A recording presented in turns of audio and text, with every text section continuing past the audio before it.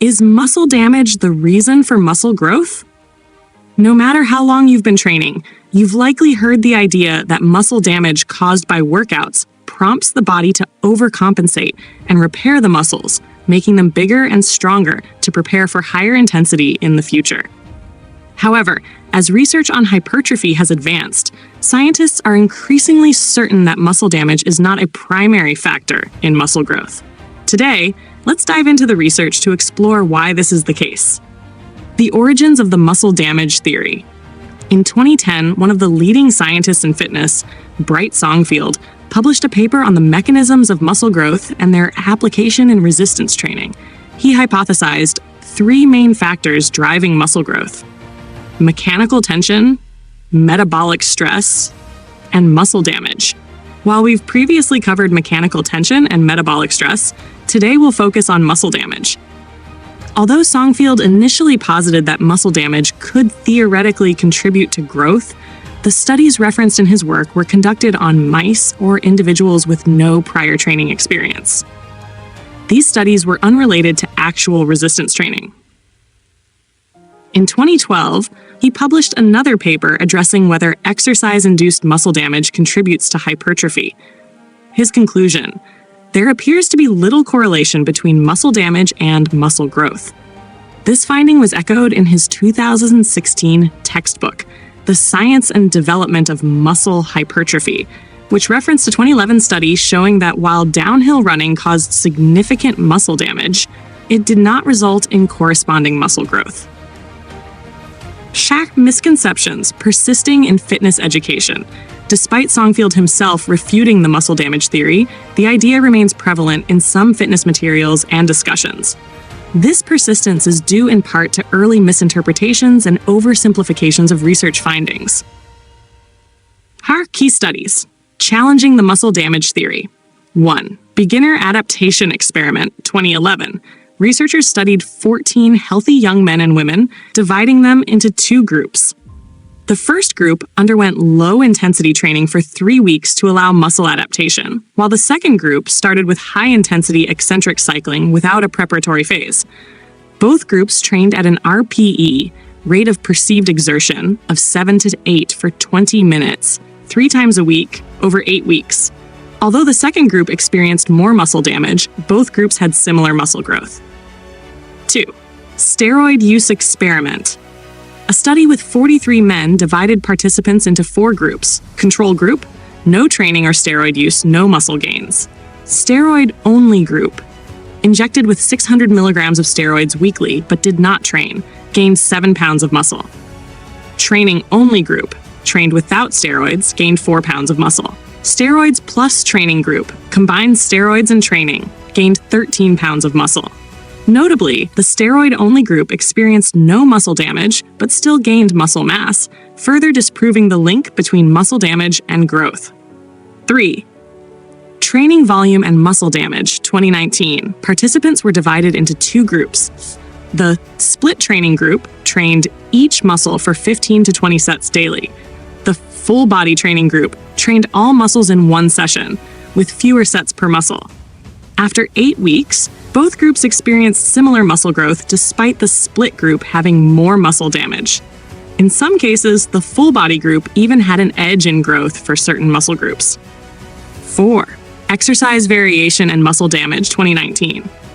Researchers tested whether frequently changing exercises caused more muscle growth. The fixed group performed the same exercises consistently. The variable group performed randomized exercises targeting the same muscles. After 8 weeks, the fixed group achieved better hypertrophy, even though the variable group experienced more soreness due to frequent exercise changes. 5. Eccentric speed and muscle damage. Slow eccentric movements cause more muscle damage than faster ones.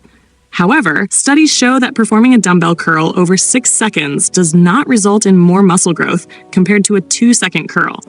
Another study found that a fixed eccentric speed of 4 seconds reduced hypertrophy compared to natural tempo training, which also activated muscles more effectively. Practical takeaways for hypertrophy. Muscle damage, complete failure, and shortened rest times can all increase muscle damage but do not necessarily contribute to faster growth. On the contrary, excessive muscle damage may hinder recovery and slow progress. The key to muscle growth lies in mechanical tension, which involves performing exercises with proper form, training close to failure, gradual progressive overload. Muscle growth also depends heavily on nutrition and sleep, not just training techniques. Muscle development is not linear. Slower progress over time is normal. If you hit a plateau, don't rush to change your routine or doubt yourself. Focus on consistency and the fundamentals. Is the drop set in strength training effective?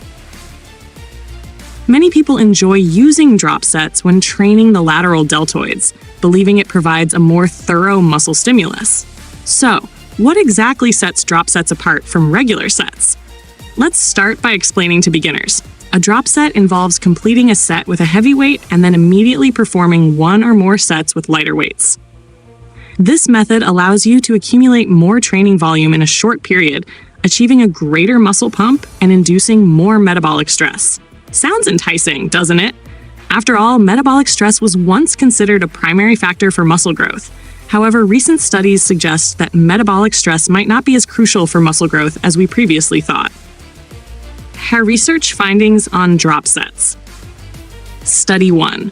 Triceps pushdowns. Think G et al., 2017. Think G and colleagues published a paper in 2017 comparing the effects of drop sets and regular sets on muscle growth and strength in triceps pushdowns.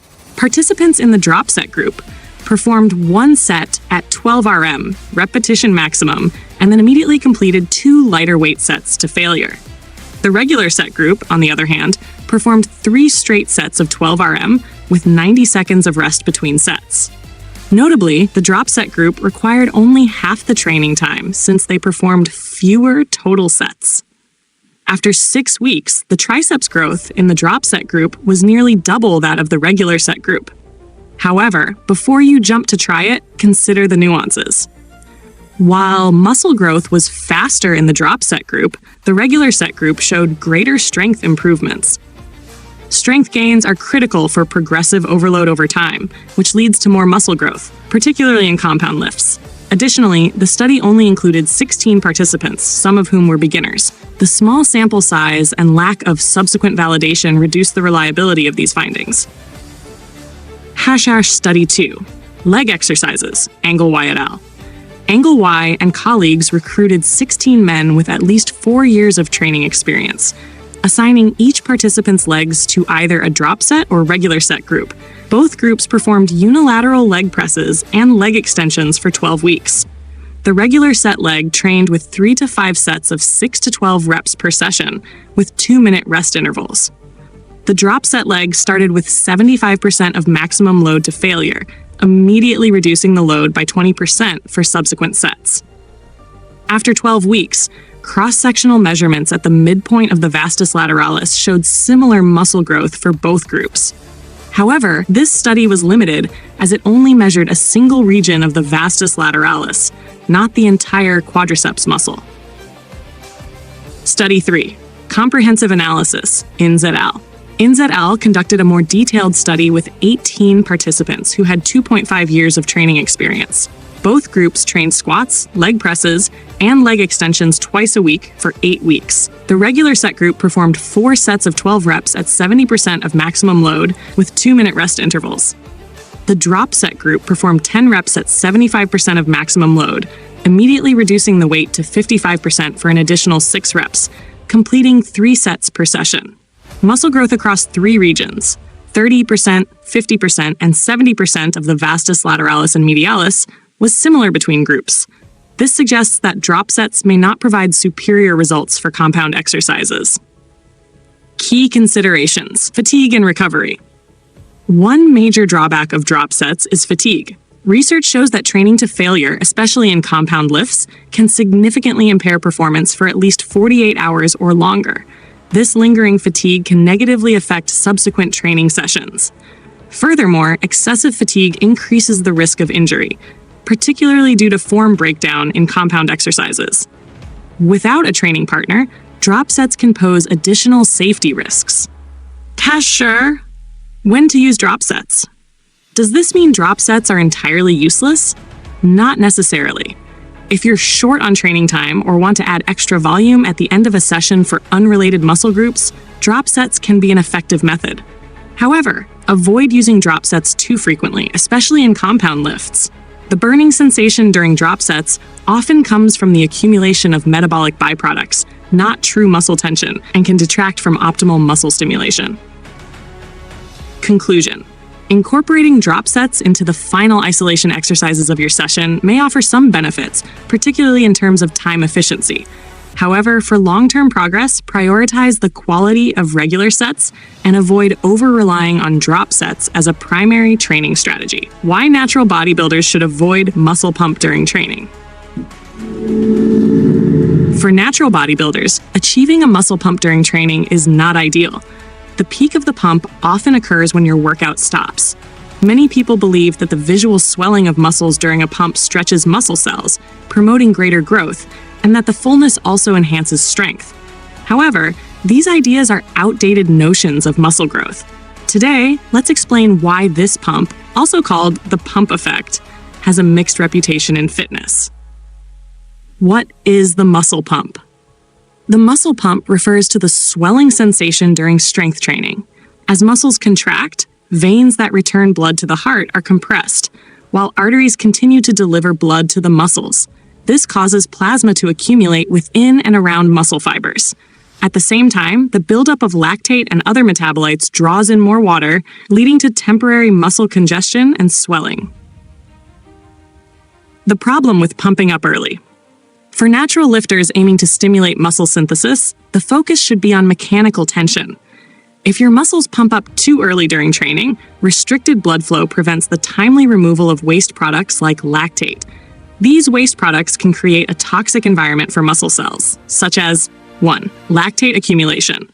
Reduces muscle cell pH, placing muscle fibers in an acidic environment. 2. Inorganic phosphate buildup. Impairs calcium handling in muscle cells, affecting contraction. 3. Hydrogen ion accumulation. Leads to acidosis, making you fatigue faster. In such conditions, your subsequent sets suffer. For instance, you might push 100 kilograms for 10 reps in the first set, but due to early muscle congestion, the next set might only yield 1 to 3 reps. This drastically reduces the mechanical tension your muscles experience, hindering growth. How to avoid early muscle pump. Here are 3 strategies to prevent early muscle congestion. 1. Don't over-pursue the pump. Numerous studies show that training to failure and leaving 1 to 3 reps in the tank yields similar hypertrophic results. Absolute failure often only serves to impress yourself without additional benefits. 2. Increase the weight. If you can perform more than 12 reps with a given weight, increase it immediately. For advanced lifters, increase the weight if you exceed 10 reps. While training to failure feels intense, the burning sensation comes from metabolic waste buildup, not true muscle fatigue. Real fatigue feels like total muscular weakness, where you physically cannot resist the load. 3. Rest between sets. Take sufficient rest between sets. Engage in dynamic stretching, active massage, or even just walking a few steps.